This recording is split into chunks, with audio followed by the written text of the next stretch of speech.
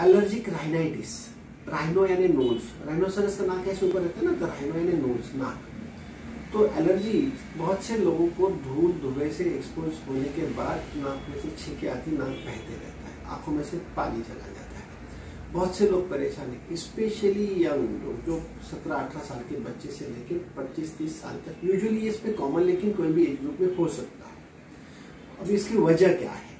Allergy है, बाकी और कोई तकलीफ नहीं है। और हफ्तों से, महीनों से, बरसों से तकलीफ हो रही है, समझ में नहीं आ रहा है क्यों हो रहा है।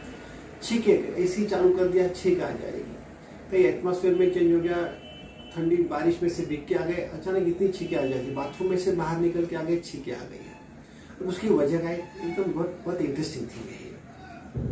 अपने नाक भी फिजिक्स के जैसे हवा है, जैसे हवा गर्म हो जाती है, हवा एक्सपांड हो जाती है, और हवा जैसे ठंडी होती है वैसे हवा श्रिंक हो जाती है। ये तो फिजिक्स है। अभी एलर्जिक राइनाइटिस में क्या होता है कि एक हाइपर सेंसिटिव इंडिविजुअल होता है, जो हर कोई हाइपर सेंसिटिव होता है। उससे 100 में से 1 या 2 लोगों को, या फिर उससे भी कम लोगों को इरिटेशन होता है चेंज इन वेदर से, चेंज इन एटमॉस्फेयर से। उसकी वजह है हाइपर सेंसिटिव रिएक्शन। कोई एक चीज के जो नॉर्मल इंडिविजुअल रिएक्ट नहीं करता है, वैसे ये इंडिविजुअल रिएक्ट कर लेता है, उसको हाइपर सेंसिटिविटी बोलते हैं, एलर्जी बोलते हैं। अब ये पानी की एलर्जी हो, ये एलर्जी हो सकती है चेंज इन वेदर की, change in some dust fumes, या फिर डस्ट माइट से भी होता है। अभी बहुत इंटरेस्टिंग थिंग है कि सबसे पहले समझ लो, सुबह उठने के बाद जब हम गादी की चादर को फोल्ड करते हैं, तब उसका एलर्जी आ जाती है।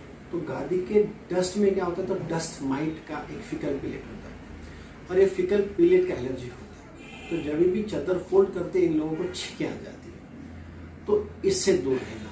तो इससे कैसे दूर रहना है? तो इस डस्ट माइट को डिस्ट्रॉय कर देना है। उबलते पानी में बेडशीट को हर संडे को डाल देना है, तो ये उबलते पानी की बेडशीट क्लियर हो जाएगी और उस डस्ट माइट फ्री हो जाएगी, और उसकी वजह से छींके नहीं आएगी।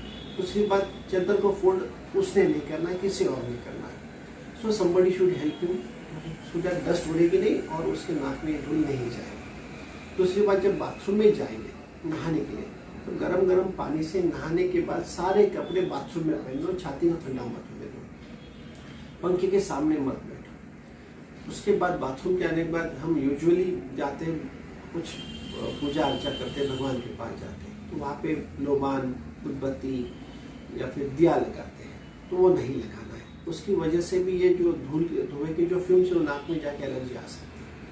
उसके बाद हम खाना किचन में जाते हैं, कोई पोहा बनाते हैं, कोई नाश्ता बनाते हैं, तो उसको तड़का देते हैं, या फिर उसके भी फ्यूम्स आ जाते हैं, और वो फ्यूम्स की वजह से भी एलर्जी हो सकती है। कोई घर झाड़ रहा होता है, तो धूल नाक में चले जाने की वजह से भी तकलीफ होती है। तो ऐसे चीज़ें करें कि जिससे ये धुआं नहीं उड़ेगा। लेकिन कभी कभी तो अनअवॉइडेबल रीजंस की वजह से कभी पोहा बनाना पड़ता है, कुछ सब्जी को तड़का सिर वगैरह में स्पेशली देना पड़ता है, तो नाक को एक अच्छा स्कार्फ लगा ले, सो दैट ये फ्यूम्स ज़्यादा नहीं जाए। आटे को छान रहे हैं, कुछ गेहूँ को ये कर रहे हैं, या फिर राइस को छान रहे हैं, तो उसकी वजह से भी धुआं उड़ सकता है। पोथी पुरानी जो किताबें हम पढ़ते हैं, उसका भी धुआं जाके नाक बह सकता है, नाक में से सर्दी आ सकती है, तो उससे दूर रहना है।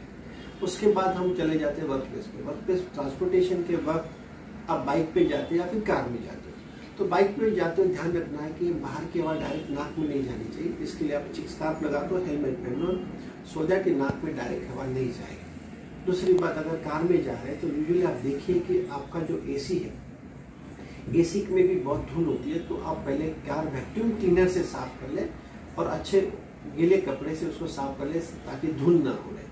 उसकी वजह से ये नाक में और आपके इसमें धूल न जाए, आप ये देखिए। सो स्पेशली धूल और धुएं से दूर है, टेम्परेचर डिफरेंसेस से बचिए, उससे आपकी एलर्जिक राइनाइटिस कम हो सकती है। Allergic rhinitis can turn out into asthma, allergic asthma also. बहुत से लोगों को नाक में जो सर्दी है वो आगे नहीं आती, वो अंदर चली जाती है, और उसकी वजह से दमा बढ़ सकता है।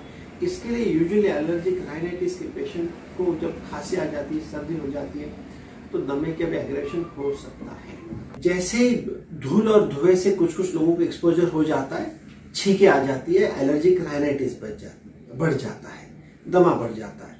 इसके लिए एलर्जिक राइनाइटिस के पेशेंट ने धूल और धुएं से जितना हो सके बचना है, ताकि आगे सिम्टम्स एग्रावेट ना हो।